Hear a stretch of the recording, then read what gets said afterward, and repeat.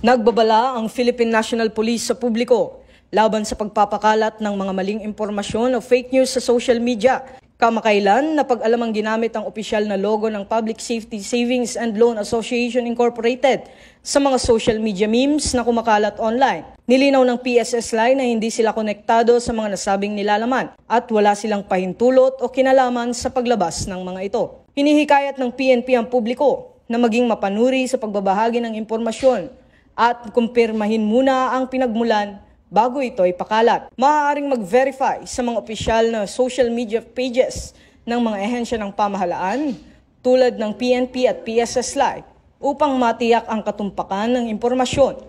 Nananawagan din ang PNP sa lahat ng netizens na makiisa sa kampanya laban sa fake news upang mapanatili ang isang responsable, ligtas at mapagkakatiwalaang online community.